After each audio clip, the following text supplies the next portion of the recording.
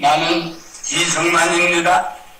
미국 워싱턴에서 해내 해외에서 안재한 우리 2,300만 동포에게 말합니다. 어디서든지 내 말 듣나니는 자세히 들으시오.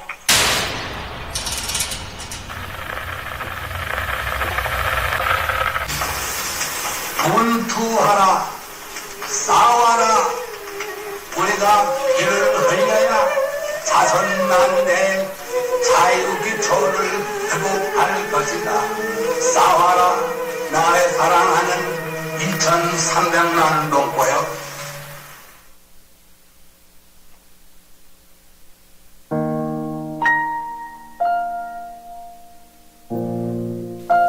저는 2015년에 고등학교에 입학했습니다. 그리고 전교조 선생님으로부터 6.25를 북침으로 배우고 이승만 건국 대통령님과 부국강병 박정희 대통령님을 친일파 독재자로 폄하하는 선동적인 역사교육을 받았습니다. 내 가슴 속에 풀리지 않고 맺혀있는 하나의 소원이 있다면 우리도 어떻게 하든지 남과 같이 잘 살아봐야 되겠다. 는 이러한 염원입니다.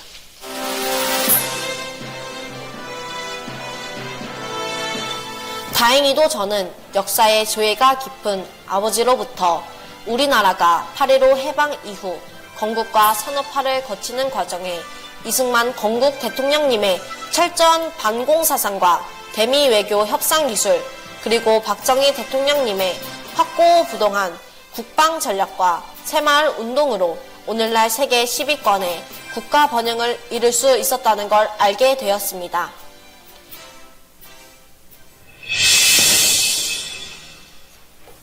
(2016년) 이익집단 정치인들과 주사파 종북 정치인들은 최순실 게이트라는 누명으로 박정희 대통령님의 장녀 제18대 박근혜 대통령님을 탄핵시키려 하고 전교조의 산물, 학생과 청년들이 이에 동조하며 촛불 집회에 나서는 초유의 사태가 벌어집니다. 박근혜는 퇴진하라! 국가 퇴진하라! 박근혜 최순실 게이트 어마어마하지 않습니까? 국민의 안전을 가장 먼저 책임져야 할 대통령이 이 나라의 국가 안보까지 위기로 내몰았다는 것을 전 국민이 알게 되었습니다. 이 땅을 지켜온 농민들과 손잡고 노동자들과 손잡고 청년 학생들과 손잡고 박근혜 대통령님이 국가 안보를 허물었다는 거짓된 발언, 농민, 노동자, 학생들을 내세우는 선동, 거기에 동요되는 청년들, 전교조의 사상교육이 젊은 세대와 부모 세대를 갈라놓았습니다. 서울광장을 중심으로 모인 보수단체들은 탄핵 기각과 특검 해체를 외쳤습니다. 최순실 씨 개인의 비리일 뿐 박 대통령과는 무관하고 고영태 씨가 저지른 사기 사건이라는 겁니다. 가장 큰 우려는 역시 안보 부분이었습니다. 대통령이 좀 잘못한 거 있다. 배수 순실이가 잘못했고, 그러니까 그가 수백 배로 풀려가지고 지금 북한을 찬양하는 무리들하고 와 똑같은 것이 우리 광화문에서 펼쳐지느냐 이 말입니다. 그래서 잠이 안 옵니다. 내가 피청구인 대통령 박근혜를 파면한다.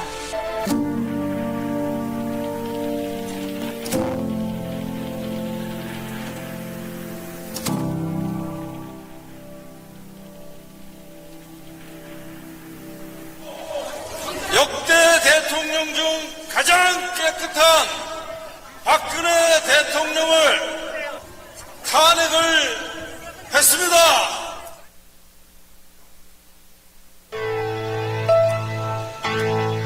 박근혜 대통령님이 탄핵되자 종북 주사파들은 촛불 세력을 등에 업고 정권을 잡습니다. 자유 대한민국의 안위가 무너지는 순간입니다.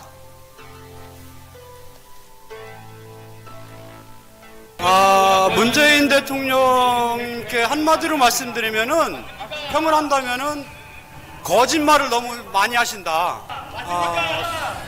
평화를 위장한 사회주의, 공산주의로 가고 있지 않나, 그렇게 저는 개인적으로 확신하고 있습니다.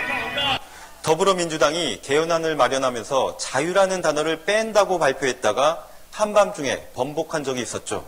오늘 보충 설명을 내놨습니다. 더불어민주당의 이런 시도에는 어떤 저희가 있었을까요? 그 해답을 찾기 위해 문재인 대통령이 한 일을 살펴보겠습니다. 우리는 북한의 붕괴를 바라지 않으며 어떤 형태의 흡수 통일도 추진하지 않을 것입니다. 낮은 단계의 연방제를 꼭 실현해서 문재인 대통령은 평화통일을 홍보하고 있지만 그 평화통일을 자세히 설명한 적은 없습니다. 그리고 집권하자마자 탈원전을 시작으로 국정교과서를 폐지하는 등 이해할 수 없는 정책들을 쏟아냈습니다. 북한의 핵 위협 앞에서 문재인 대통령은 마치 자신이 모든 걸 해결할 것처럼 나댔고 한미연합사 해체를 논의하고 국정원 대공파트를 해체하며 낮은 연방제 통일을 주장했습니다. 동서독의 통일 과정을 겪었던 독일 기자들이 북한을 몰래 촬영합니다. 북한 안내원은 남과 북이 하나로 재결합할 때 자주적이어야 하고 평화로운 통일로 나라를 하나로 모으는 것입니다 라고 하는데 너무 추상적입니다. 그리고 사회주의와 자본주의 두 시스템을 다 갖는다고 하는데 그러면 남한에서는 사유재산을 사고 팔 수 있고 북한에서는 사고 팔 수 없고 그런 겁니까? 우리 정부가 이것 때문에 토지 국유화, 토지 거래 허가제 이런 말을 꺼냈던 거였군요. 아무리 살펴봐도 남한이 북한에 흡수되는 적화 통일 구상도입니다. 여기는 사상 홍보관입니다. 그런데 이곳에 눈에 익은 글귀가 있습니다. 그것은 사람 중심 사회주의라고 쓰여진 액자였는데요. 사람 중심은 인간이 모든 것을 소유하고 결정하는 북한의 주체 사상이라고 안내원이 설명하고 있습니다. 조선민주주의 인민공화국 사회주의 헌법 제3조 사람 중심의 세계관 탈북 북한 간부 황장엽 씨의 말에 의하면 사람 중심의 뜻은 전체주의라고 합니다.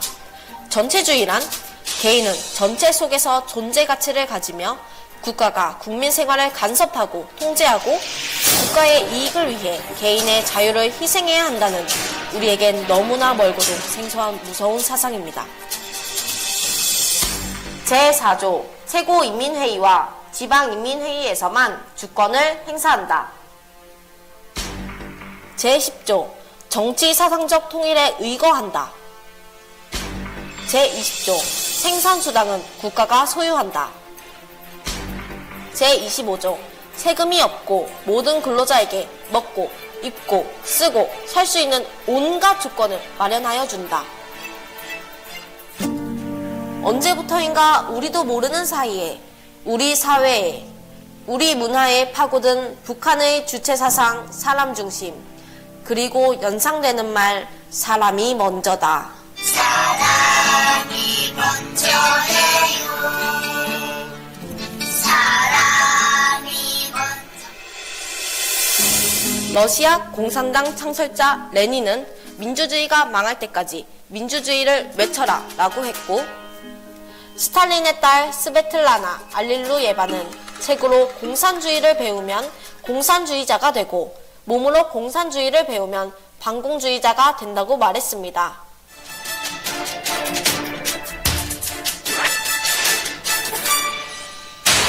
책으로 주체 사상을 배운 한국의 주사파들, 공산주의를 겪어보지 않은 그들이 대한민국을 공산화하려 한다.